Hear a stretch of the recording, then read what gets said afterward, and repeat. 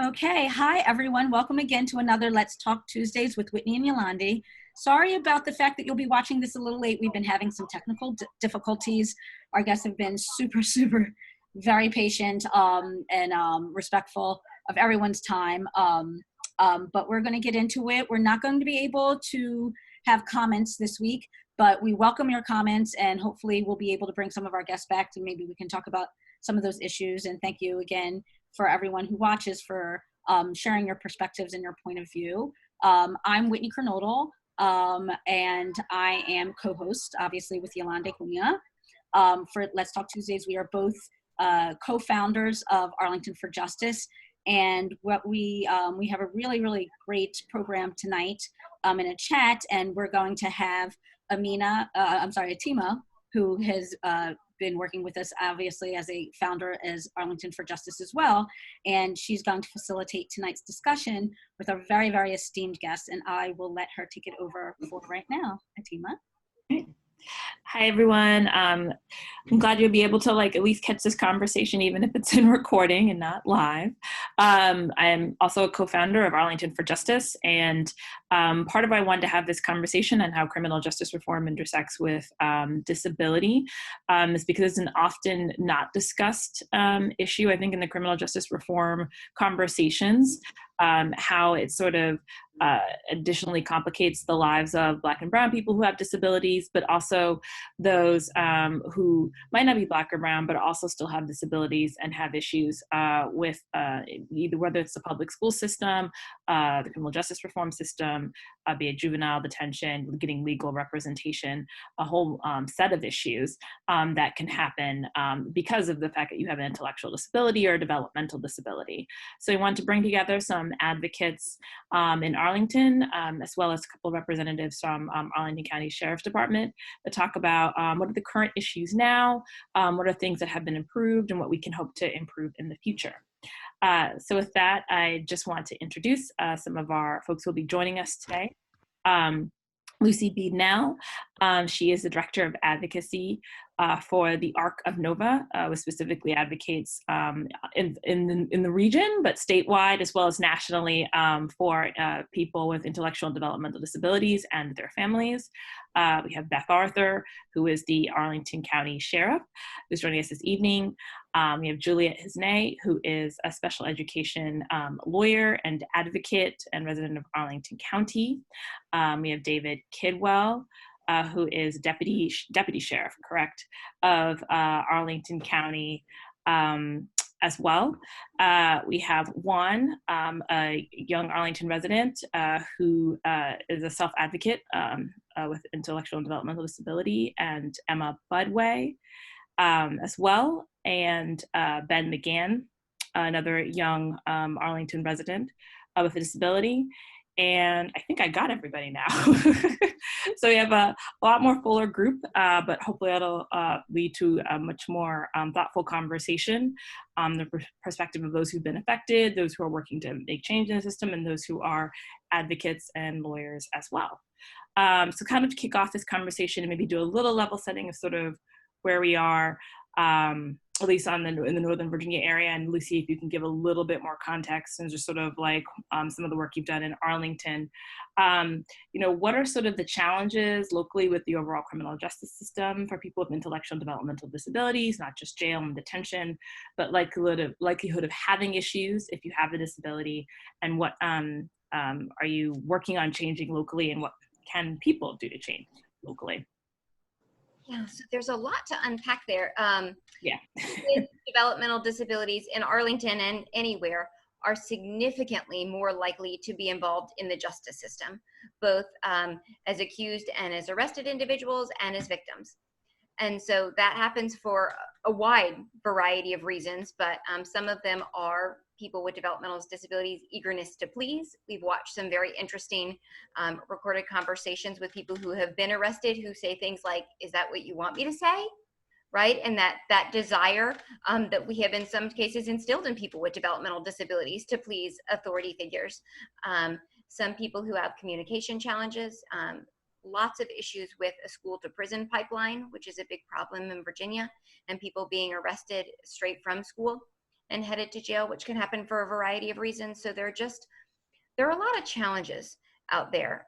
But one of the real strengths I think that Virginia has, and the whole country has really, first is the Americans with Disabilities Act, which has been around for now 30 years and offers a tremendous amount of protections for people with developmental disabilities when it's used appropriately. But unfortunately, the Americans with Disabilities Act, if it has a flaw, it's that it requires the person with a disability to self-disclose, right? To identify themselves as someone with a disability and to make that known and to start the dialogue about asking for accommodations or for otherwise that dialogue to begin. And sometimes, like all of us, when we panic, we don't necessarily think of every right and every best practice and everything that we should be sharing. And we can end up on a pretty sticky path right out of the gate when that's not put into place. And we worked for years with people on law enforcement and training all across Northern Virginia who say that a lot of their training is with individuals who have substance use conditions, with individuals who have mental health needs, and very little training relates to people with developmental disabilities. And I think that ability to see and recognize a disability is absolutely critical for making sure that from the very get-go, we are saying, is this actually a crime that even ever occurred? Or was this a miscommunication, right? And if it was a crime, is this someone who intended to commit a crime or not, right? This starts to change the way you are framing your conversation with someone, how inclusive you are, and how things kind of head down the track. And so that's something that we're really working on, and training's a really big deal. And this year in the special session, we are looking at a whole host of justice reforms in Virginia, some of which are a big deal for people with developmental disabilities, for people who have sensitivity to touch. If they are grabbed by an officer, for them to end up with a charge of assault on an officer has not been unusual, right? If someone grabs you and you flail out and you hit someone in the process without intention. So looking at some mandatory minimums for that going away, looking at dropping that instead of from a felony down to a misdemeanor and an optional charge. Things like that are really important. Pulling back from school resource officers in schools being the point for discipline, and instead using things like positive behavior supports and not working down a path of seclusion and restraint and the legal reform system right from the school setting, which is pretty scary for our students. So there's lots of things we can do. And in Arlington specific, we're working with the Commonwealth's Attorney's Office right now to try and set up a disability response team so that there's a group of folks from a wide variety of disciplines in and out of the justice system who are proactively communicating to make sure that training that I talked about is happening, right? We are able to recognize a disability and we know what to do when we see one. And then when someone with a disability is entangled in the justice system, how do we react appropriately? Who do we pull on board who knows the right things to bring to bear? Awesome. Thank you, Lucy. And want to kind of hear a little bit, certainly from Juliet. I know you've done a lot of sort of advocacy, like legal defense for those within Arlington and the surrounding area. And so I think the big question for you is sort of, given your experience, what are some of the challenges you've seen in Arlington for those with IDD in schools? Have SROs been useful for young people with disabilities? If not, why? And if there's other work that you've sort of done, with juvenile detention or jail at all, would love to hear a little bit more of that experience. Sure, wonderful. Well, thank you for having me. Yeah, I think I'll start with the last bit of your question around school resource officers, which, that's the name for the police officers who are assigned in our schools, for those who do not know. Yeah, I have not found school resource officers to be helpful for any of my clients, but that's a snapshot, right? It doesn't mean that there's no circumstances under which that has happened, but it's been my experience rather that the presence of the school resource officers has a tendency to criminalize behavior that for children with disabilities is predictable, has been documented, everyone already knows about, and actually to have these encounters increases the extreme stress and the stress responses that a lot of children have, whether they're mental health disorders, whether it's a developmental disability, even substance use, which, by the way, sometimes these are comorbid, right? You've got crossover between these for kids. And there's also other pieces that can play a role there, including the resources of the family, English language learners, communication. Lucy mentioned, you know, I've had my own experience as a parent with, unfortunately, what happens in the school district with the use of the school board rules, which as an attorney, I'll tell you, are so broad you could drive a truck through them. So, you know, it's basically the catch-all. I like to joke that the catch-all for expulsion is any other violation of the school board rules. Expulsion, okay? So that's how broad the rules are written.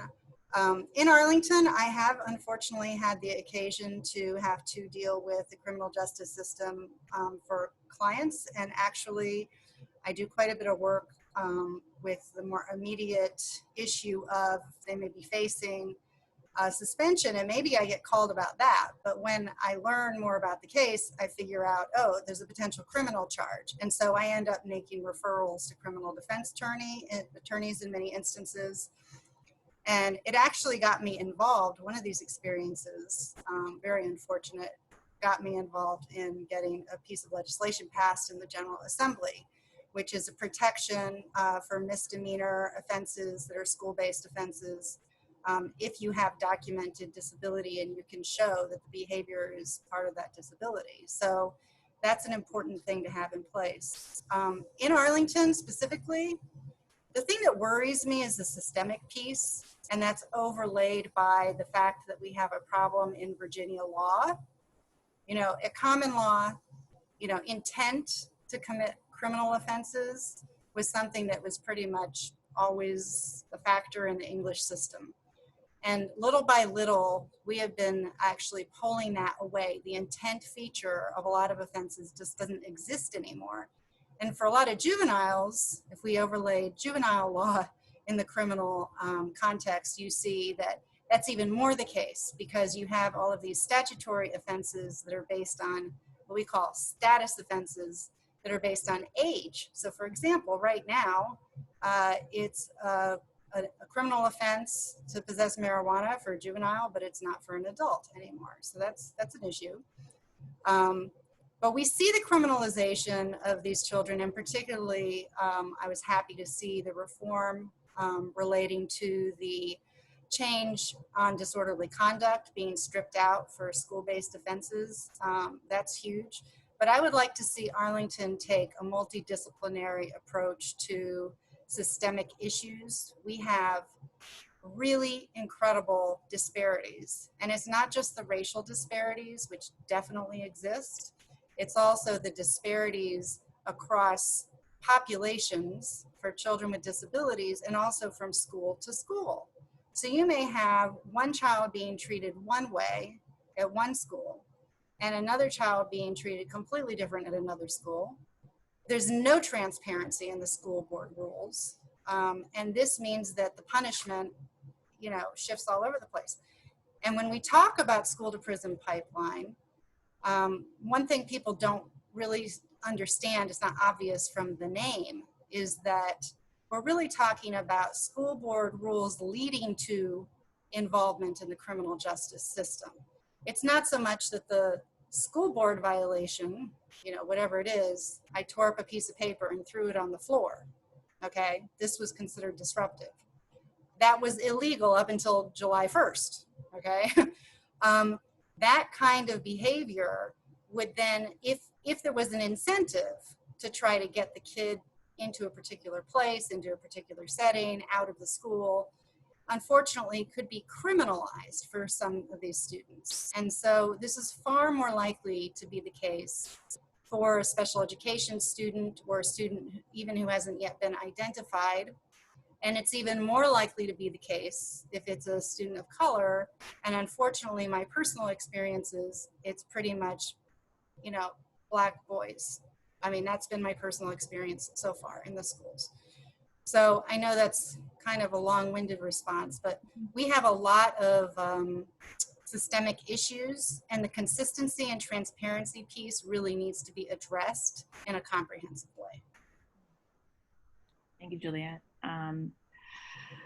Sheriff Arthur and Deputy Kidwell. I know you all have in the past, I know made a lot of changes within the county jail system to accommodate individuals with disabilities. I know you're still working on additional changes. We'd just love to hear how that process began, what are the things you all are working on as part of that with this community. Well, thank you, Anita and Whytni and Yolanda for having us tonight. Let me just start by saying I am not responsible for the juvenile facility in Arlington, nor my primary law enforcement. So my staff are not resource officers. That would be a question and conversation with the police department. I would say Chief Farr, but he'll be gone in a week. So acting Chief Penn. But the sheriff's office, first of all, let me just start by saying that I've been with the department for 34 years. And when I came to work in the sheriff's office, we had a fairly robust mental health staff through DHS, Department of Human Services, that worked in the jail. We continue to have a robust, we have 11 members of DHS staff that are assigned 100% to the detention facility, one supervisor, addictions, corrections, and treatment program, and then we have a mental health unit that was built in the facility the facility's been running for 26 years, but prior to that, because we could see that as mental health hospitals, state hospitals, and so forth closed down, that you could see that we were dealing and managing with a lot of individuals that had mental health issues. So first, just from a general perspective, everybody gets seen by somebody from DHS that needs to be. We deal with everybody on a case-by-case basis, depending on what their needs are, whether they're severe mental health issues, there's somebody with developmental issues or intellectual issues. We're going to deal with them on an individual basis. We also have been actively participating in the behavioral health docket that will be getting underway soon. I have my staff person in place who actually has experience working on a behavioral health docket in another part of Virginia, which really I think brings a great plus to our side of the program through pretrial. So we've got that going on, but as some of you may know, 5 years ago, I was sued by the Justice Department for an individual that came into the jail who had a lot of sort of things going on with him, but he was deaf, and he also was not a native. He did not speak English, or he spoke very, very, very little English. His native language was apparently a very difficult language to learn, English. Dave may be able to jump in here and remind me, but when we met with the Justice Department, in all sincerity, we thought we had done everything we should have done with him. We thought we had provided appropriate equipment for him. We thought we had done, everything we needed to do. And after 30 minutes of sitting with the Justice Department, I just went, we didn't do a very good job dealing with this individual. And I didn't necessarily say that to the attorney, but, I multiple times throughout that conversation, that was a fairly lengthy one where he laid out literally the Americans with Disabilities Act. And in all honesty, most jails and prisons across this country have felt like we were exempt from a lot of the services that you're required to do in ADA. And so we thought, we had done what we needed to do. And there's not a lot of legal case law that most jails and prisons deal with to make decisions on how they manage and deal with things in general.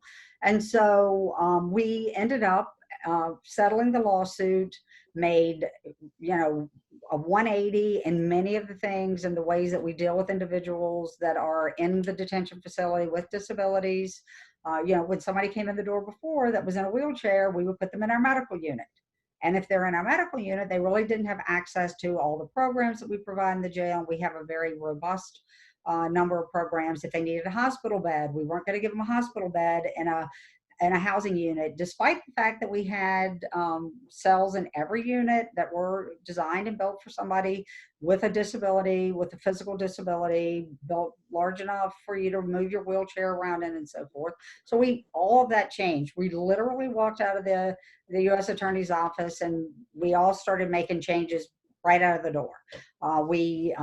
He provided us with some policies from a couple other facilities. We worked with a local Mid-Atlantic group with Americans for Disabilities and trained our staff, made policy changes, talked about just in general, like a deaf person, that you're handcuffing behind their back versus handcuffing them in the front so that they can use sign language. Well, I mean, there's a lot of safety and security issues that had to be taken into consideration, but at the beginning and at the end of the day, I said we were going to make the changes. We were going to be a role model on dealing with people with disabilities in the jail. And I would say to you, 5 years later, that attorney, from everything I'm told, whenever he does classes with the Mid-Atlantic or nationally, he looks to Arlington Sheriff's Office and talks about all the good changes that we've made. The staff members, one of the things I was able to do was get a position from the county as part of the lawsuit, was to get a person whose job it was to manage and deal with any individuals with disabilities that come into the detention facility, manage them, manage their issues, ensure we're providing what we should be providing, that we have the appropriate equipment. Like, for instance, we were using a TDY equipment with this gentleman 5 years ago. Well, dumb us. There's a lot of apps you can use out there that are on a tablet that are way, way, way, more progressive, and younger people in particular are dealing with those issues. And up till this point, we've really been only dealing with people that were older, that had hearing impairments, and they used the TDY machine. So we were literally not up to date on what we needed to do, but we did make a lot of changes. And while we are done with our lawsuit with the Justice Department, going on 2 years that we have been completed that, we're still managing and maintaining everything the way we were. My staff members are well trained. The captain that manages our ADA participates on a national level with disability groups to talk about things that you should be doing in detention facilities and correctional environments. And so while it was not a pleasant experience in my tenure as sheriff, I feel like we addressed it head on and are in a much better place and do a much better job today than we did 5 years ago in helping deal with and manage people with disabilities that come through the jail. Thank you. Deputy Kidwell, is there anything you wanted to just add? I'd just like to add, our success in this area of our performance says we've grown and we've learned, just like the sheriff has stated, and now we've become somewhat of an expert, and now we're out in the locally and nationally teaching on ADA and compliance. And what we're finding is most facilities lack resources and just basic fundamental knowledge of what the law is. And it's disheartening when you're involved in this and you deal with people that need these services on a regular basis. It's really just sad. Thank you. Well, on that note, I wanted to also just hear a little bit from Juan and Ben and Emma on their experiences. One as younger people in Arlington, navigating day to day, whether it was in the public school system or just currently as young adults now, and whoever sort of wants to go first. I'd send a couple of questions. And for those who will be watching, they use lettering to communicate. So it will be a slightly slower response as they have a little bit of assistance when they're doing that. But I guess I can just start with Ben, just some of the challenges you might have encountered in going to in the public school system, or even if you've had any just sort of encounters, like whether it be legally, just making sure your rights are represented, anything that you want to sort of speak to, and what you hope will change or improve.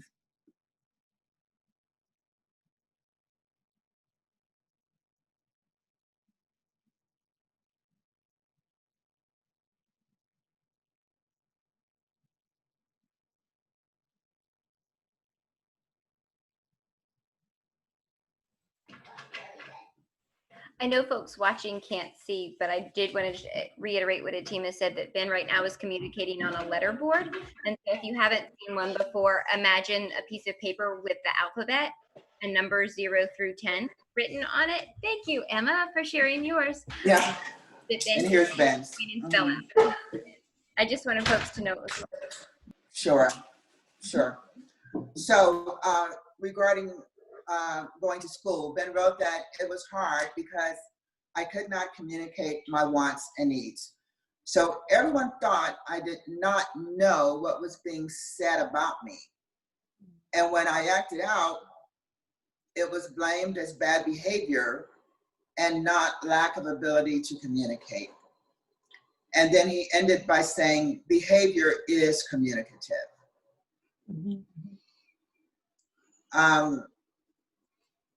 Also want to share, not a direct encounter, but an encounter we as a family had regarding Ben with Arlington Police. It's a good news story. I'm just want to caveat.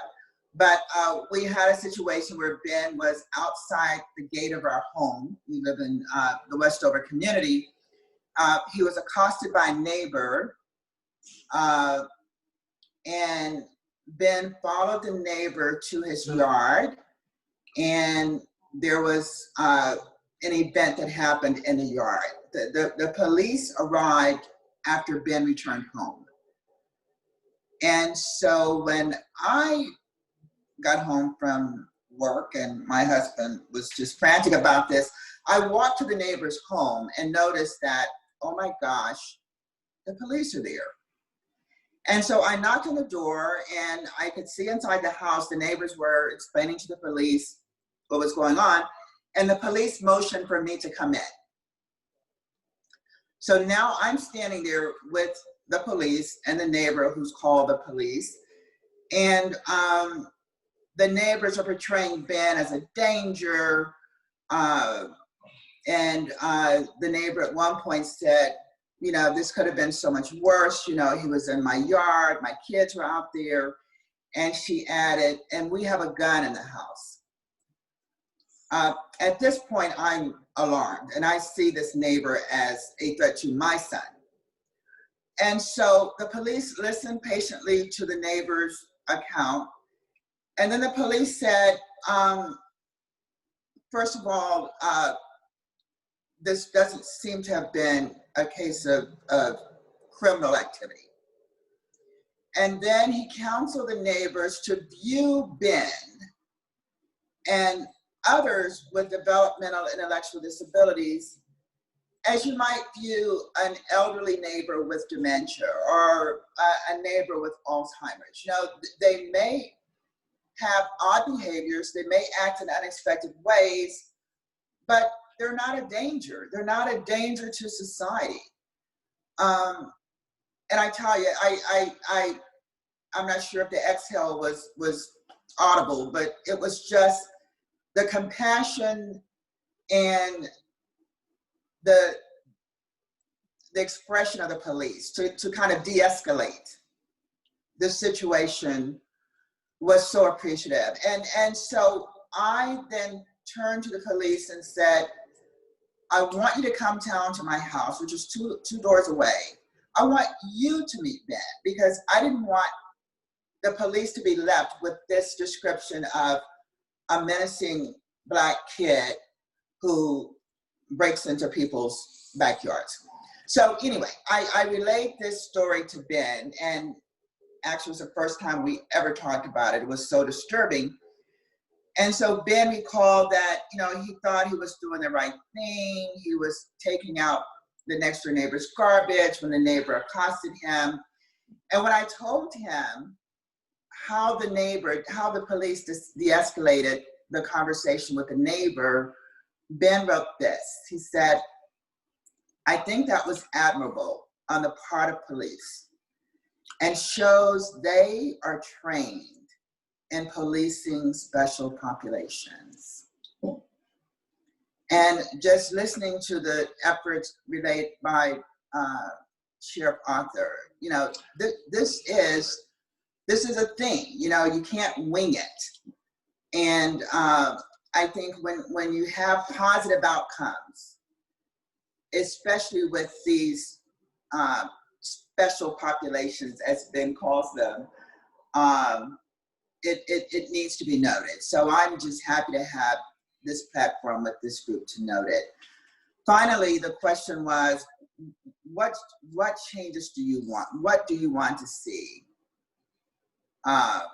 in terms of navigating the legal system? And Ben wrote, I want people with developmental disabilities to have advocates at the precinct level, so they are not arrested for nonviolent crimes. And he went on, incarceration is the worst case scenario for non-speaking people with autism. Thank you. Thank you, Ben. I appreciate that. Emma or Juan? Emma can go next. Again, thank you for giving us these questions in advance.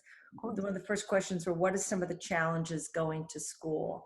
And Emma says, and this probably applies to life as well, everyone thinks you are stupid if you can't talk. You can't access the curriculum, and it's not possible to get a regular diploma.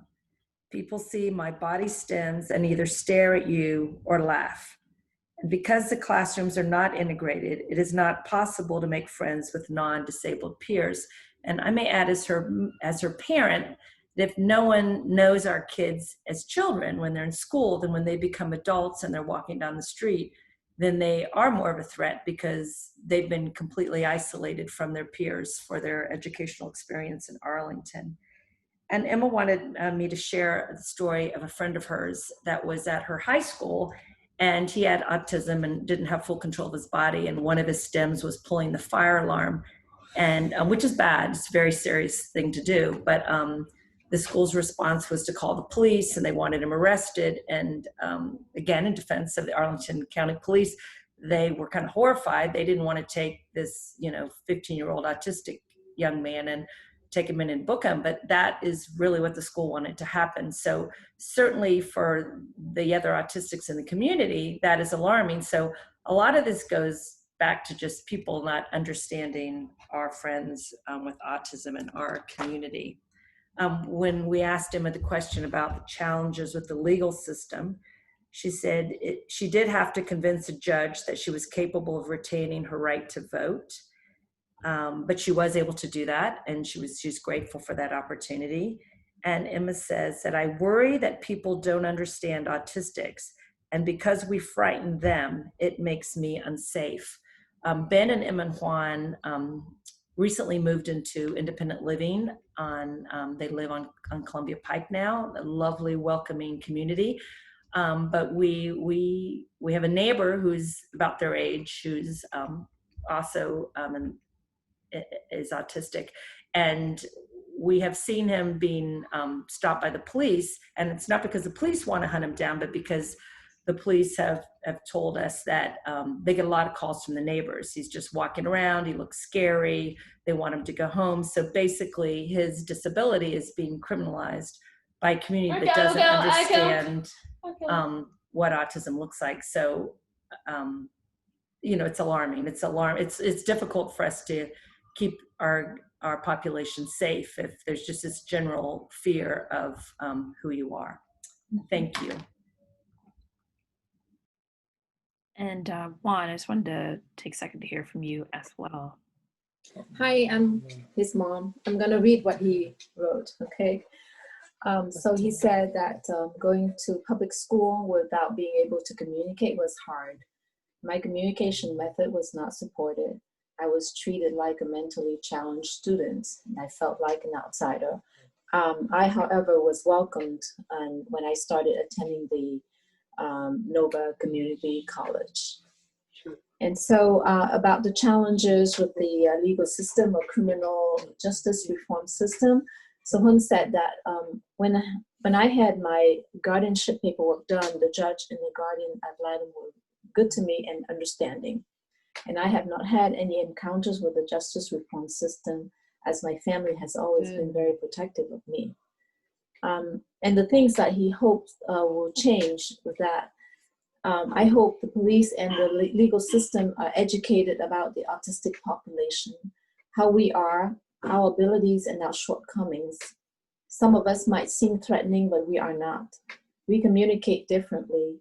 We might not be able to convey our thoughts unless there is someone who is trained with our lead board method there. It would be helpful to have a trained individual in the systems. That's it. Yeah, thank you. Thank you, Juan. So it's just a sort of a small representation, but some of just the challenges that, especially if you have a disability and you're less verbal or need assistance to communicate at all, can happen. I know, and I don't think, oh, Juliet, it was there because you're moved on my screen. I know you also wanted to, and we can have a little bit more of a conversation since everybody's kind of had a little bit of something to say just on those who are less disabled, or it's harder to identify that they have a disability, but still have that disability. But it just is harder to sometimes peg in some of those challenges that they have. And I just want to raise sort of that. Yes, thank you. I think that it's important to understand that some people don't appear to be particularly affected by a disability at first glance. And I also want to point out that mental health is also a disabling condition that is recognized under the Americans with Disabilities Act, depending on the nature of how it affects you in your life. You have many people who are not visibly impaired in any particular way. You can't see a physical impairment. You can't see some kind of motor control problem. You can't see a blindness or a deafness. There's many, many different ways in which we can miss the information. And, I will often say, I'm a parent, I came into this as a parent. So I'm a parent and advocate for my own child and have been for many years now. And, I now can identify, someone with, ADHD, a particular type of ADHD, very visible to me, a person who has autism, who still is able to speak and communicate and behave relatively normally, may have some characteristics I can see walking down the street. I'm like, oh, that's one of the tribe. But those many people, it's not visible until something happens. So you have a communication breakdown, or you have a stress situation that causes people to act differently from what you would expect. You might get pacing. You might get people running away. You might get what they call a fight or flight response. And I also want to point out that being disabled and being treated as something other than a human being, being dehumanized, not being treated with dignity and respect, much like some of the stories we're hearing about today from these amazing young people, is traumatizing. And so when we look at the question of policing and we look at disability, unfortunately, the levels of really symptoms associated with trauma can be very, very high in this population. And what you can see is that the response to any kind of escalated situation may appear to be just off the charts different from what it should be. And so that's how you end up with children being criminalized and charged with felonies for kicking a can down the hallway, or being charged with felony assault on a police officer if someone comes up from behind and taps them on the shoulder and they have a startle response. That's how you can, end up with physical altercations that should not have happened, or people being injured in the midst of a restraint and seclusion incident where hands are placed on children and they are basically being physically forced, sometimes into a small room, and sometimes that room is locked. And these are practices, these are things that are actively happening, not just in Virginia at large, across the country, but in Northern Virginia, and particularly in our neighboring jurisdiction in Fairfax County. And that itself is traumatizing. And so to me, the biggest message I want to get out to everyone in the community, whether you're police or you're in deputies, you're in, you know, human services, your parents, your teachers, anyone out there who's curious about this issue, the responses are the things that end up in the criminal justice system, okay? But unfortunately, the things that we often do not see and we do not reveal and we do not talk about is how we have failed to meet the needs of these individuals. And it's not just about services, it's about the way that our society relates to these people, whether or not we are treating them as full individuals. It meshes actually very well with the whole Black Lives Matter movement in that sense, because we are really talking about a type of dehumanization of a large number of people in our society. And you mentioned dementia, someone mentioned dementia. Dementia is also a disabling condition, right? So that is a disability. It's also a medical condition, but it is a disability. So when we dehumanize, when we fail to respect people, and we do not look for solutions, we do not look for explanations, and we just jump to criminalization, that is part of this systemic mass incarceration that's the system that we have in place. And we need to address that broader issue if we're going to address these other issues that are more acute in the disability community.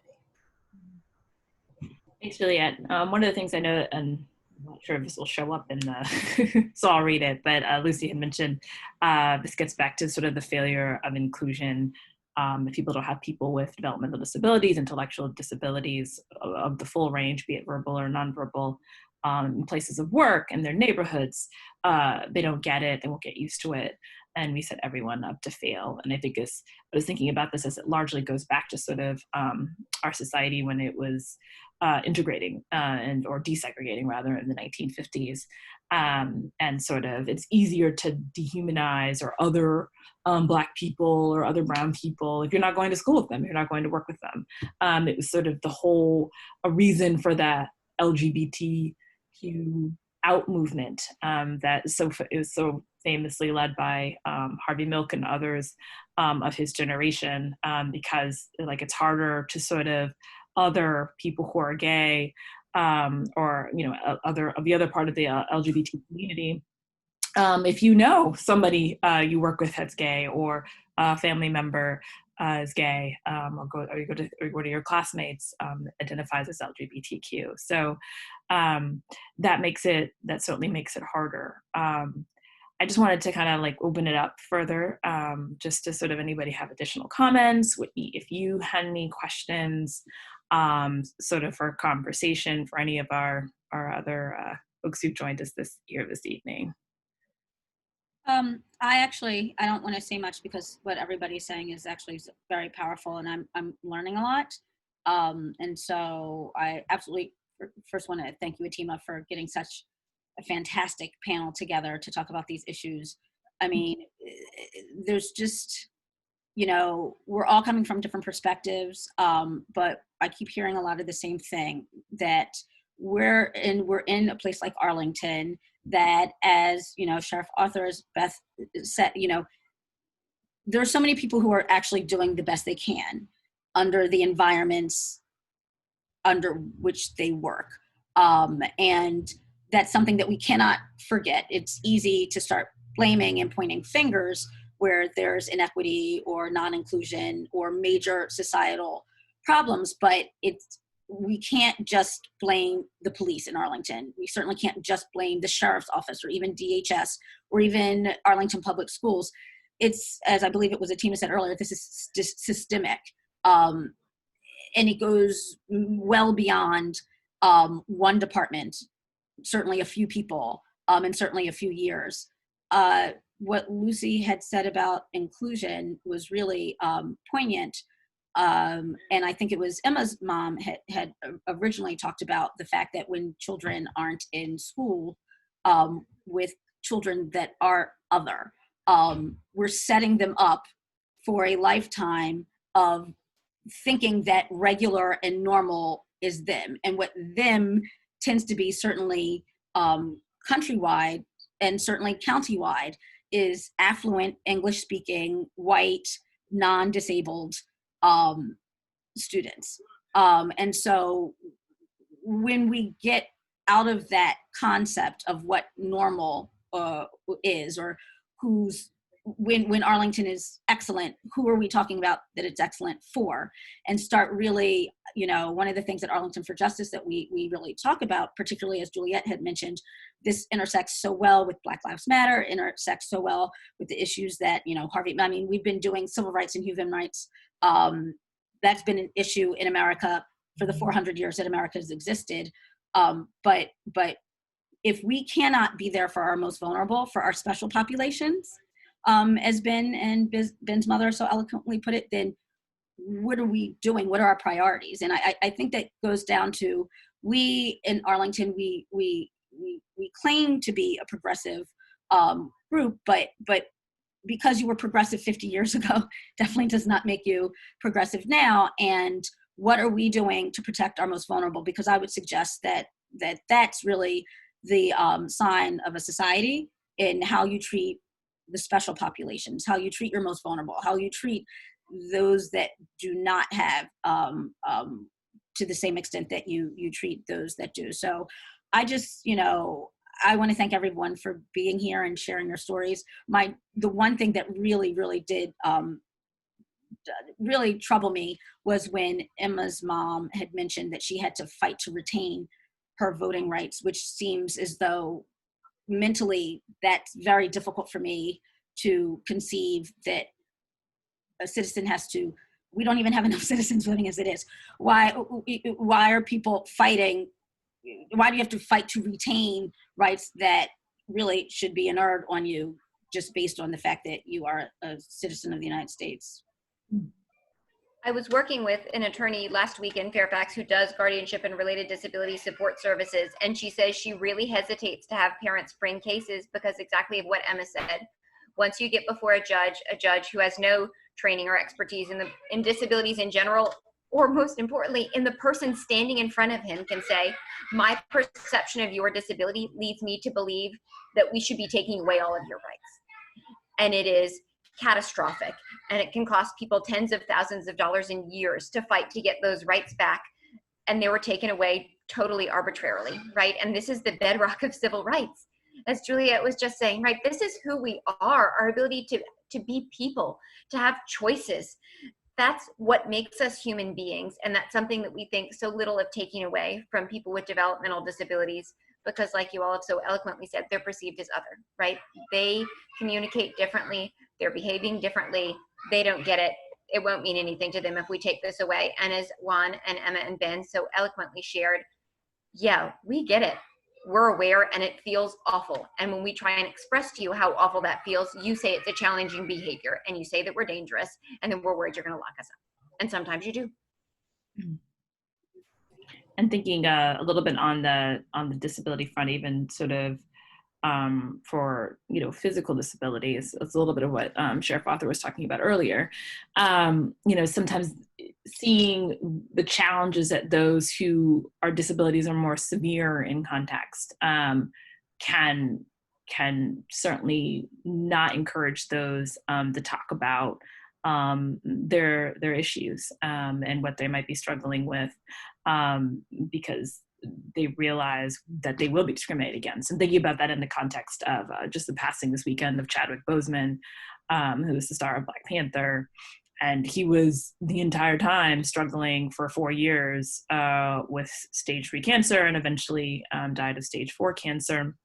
Obviously took a toll physically on him as he lost weight, as a lot of people noted. And we're making fun of how thin he was. And people are like, well, maybe it's just for a role, which is a perfectly great, assumption to have.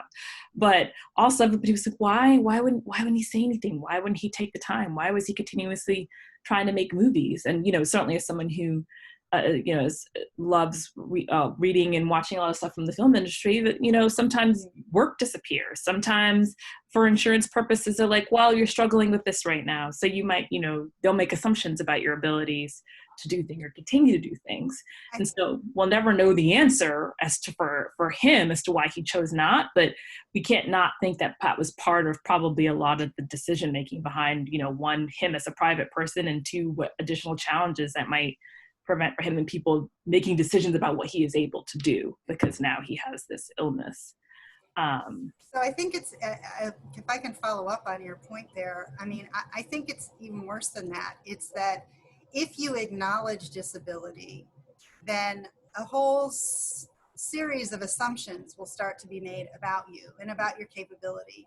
And so on the one hand, yes, there are barriers to what you can do that are caused by the disability, which, by the way, a lot of people can overcome with intervention.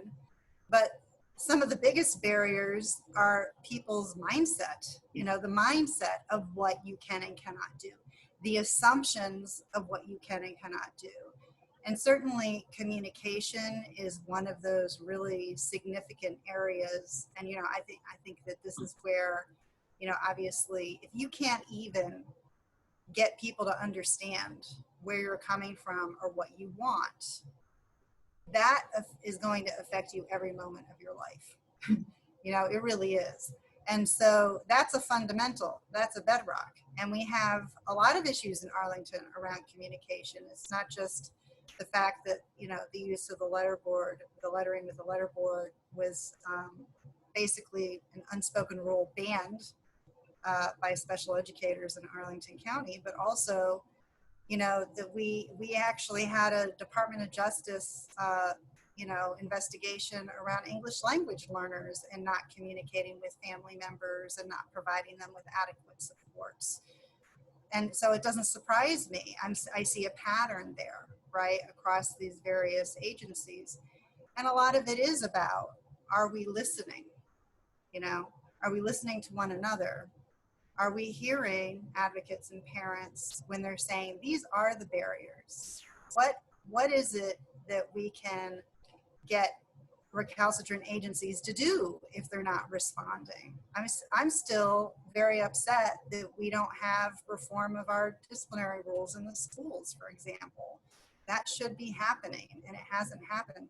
And if we don't have good rules for everyone, if we don't treat everyone well, then, it just makes it that much worse for people who are at higher risk, like those with disabilities.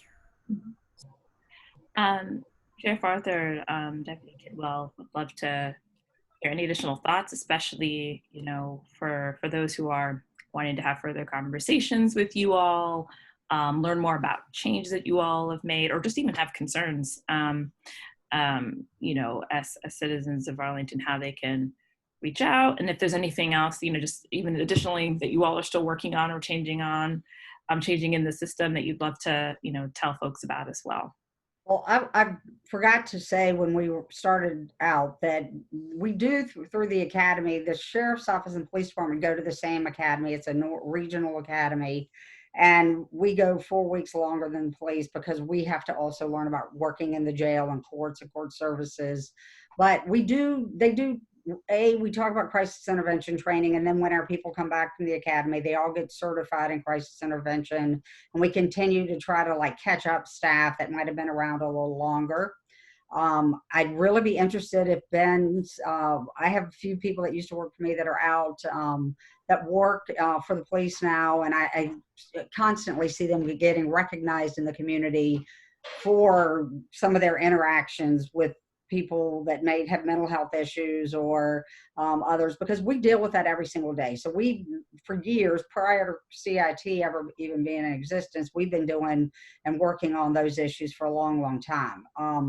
But the academy does do training for dealing with people with intellectual disabilities, physical disabilities, but it's very touched on because there's so much stuff that they're learning while we're at the academy. It's what do we do as we continue you know, to move through every single day, and training staff, and it's advocacy groups that can come to us and help educate us. The thing that frustrated me the most about the lawsuit was not that I got sued. You know, we made a mistake, and I've always said if I make a mistake, I'm going to own it and I'm going to deal with it. I'm going to fix it. But the attorney never even picked up the phone and called to have a conversation about the experience that his client had. And so, you know, that would have been a great opportunity to educate me on how we didn't do what we should have done. And I mean, trust me, I got a good education on it, but, and you could have still sued me, but it would have been, you know, I've always felt like I'm an open book. I say that to my staff, you know, anybody in the community that wants to come and talk to me about an issue.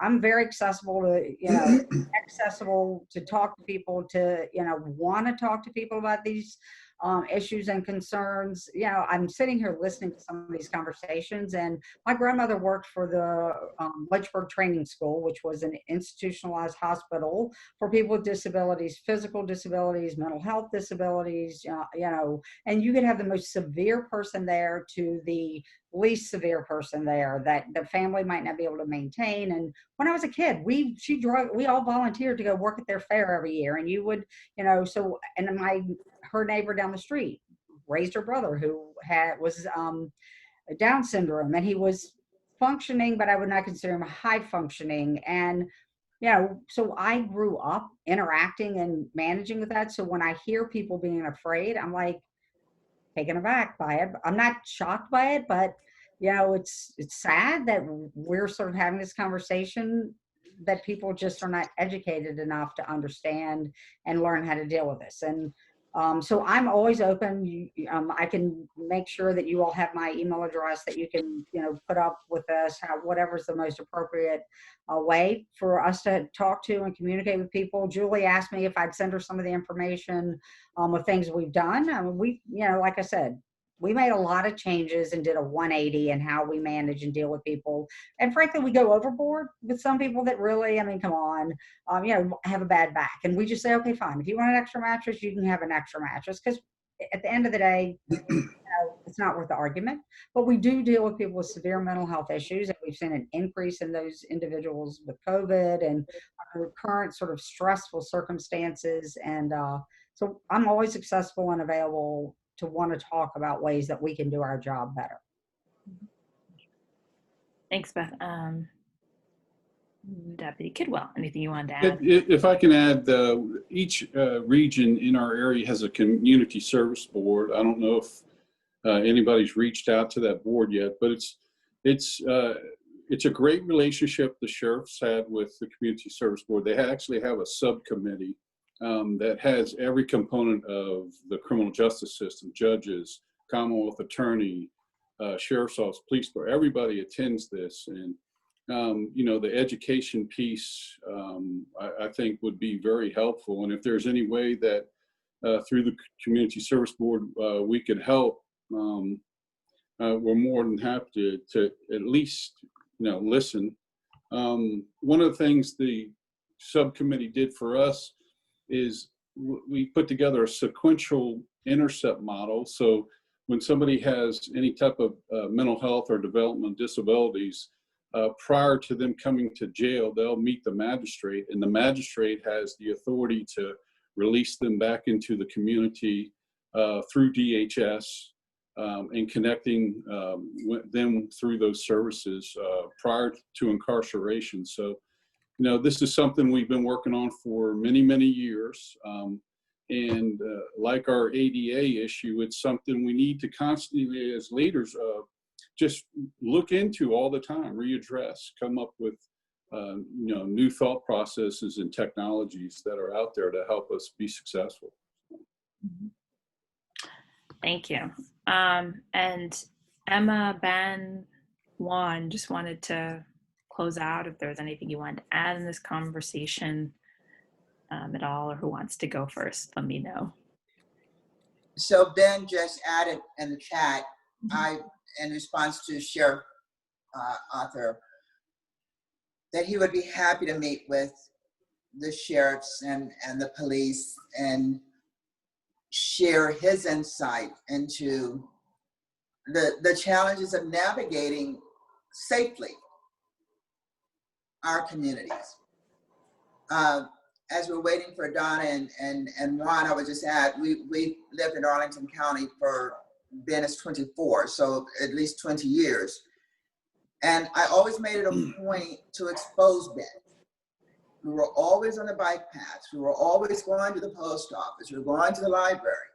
And I even went to, this dates me in Westover. I remember when there was a 7-Eleven, and this one would just love the Slurpees. And I told the cashiers, if ever anything arises and he's alone, which he shouldn't be, but if he comes in alone and walks out without paying for the Slurpee, or if anything happens, know that I'm his mom, and please call me.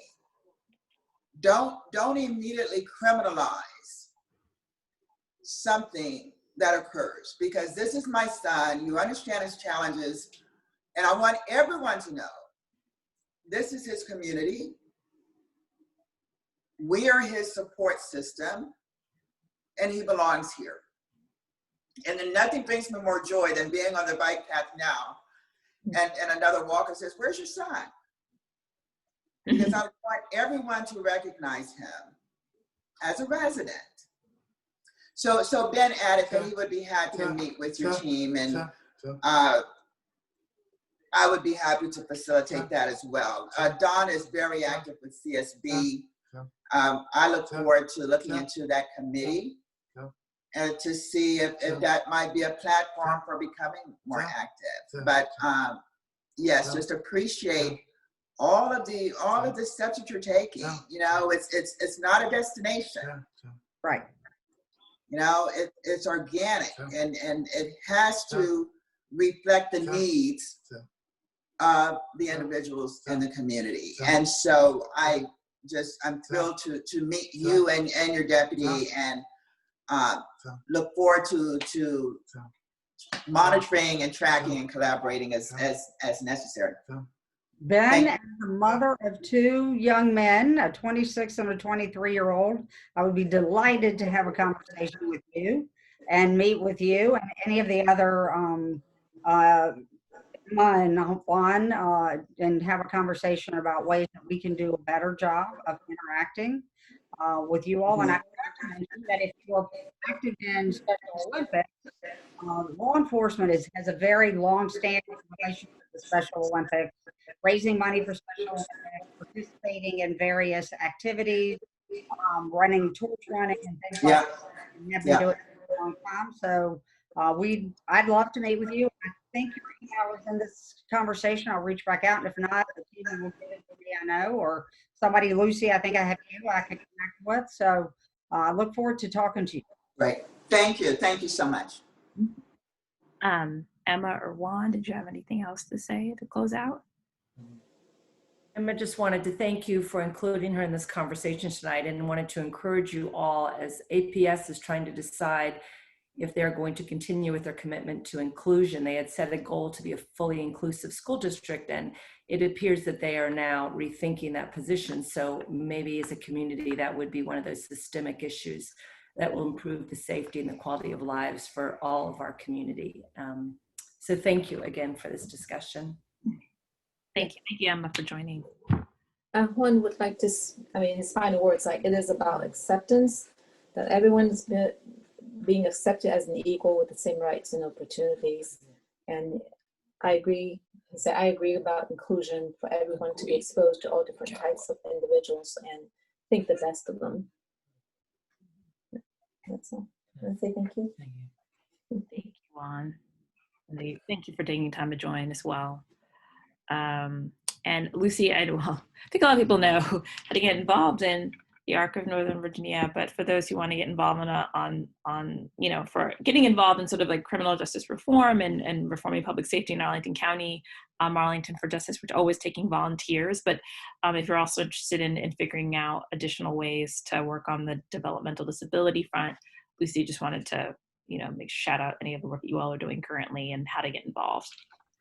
Yeah, so I would encourage anybody to just hit up our website, the arcofnova.org, or an internet search for the Arc of Northern Virginia will get you there.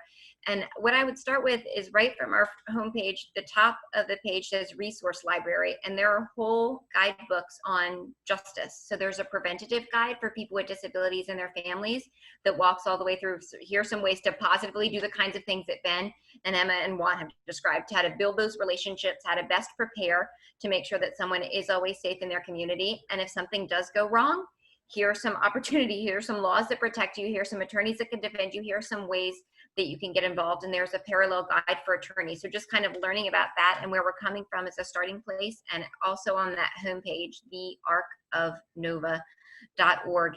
If you contact us or put in an information and referral request, I am literally the only person who answers them. So you will get me, and I will talk your ear off about disability and justice issues and ways to get involved. And like I said, with this disability response team, we're trying to get going in Arlington, some great pre-notification 911 systems. There are some really cool ways that we can make sure that our communities are safer for everybody and more inclusive. Hands on deck are welcome. Thank you, Lucy. Thank you to everyone who joined. Thank you, Juliet, for your time. Juan, Emma, Ben, for your personal experiences and bringing just additional complexity and color to the conversation. Thank you, Sheriff Arthur and Deputy Sheriff Kidwell, for some of the work that you all have done in our jail system and the work that you continue to do in the community. And Lucy, of course, for additionally helping to coordinate on this whole conversation and for the advocacy work daily that we're doing on this issue. So thank you all for joining. Thank you for those who will be watching. Many ways to get involved. Follow Arlington for Justice, as well as Arc of Nova. And yeah, that's a wrap, everyone.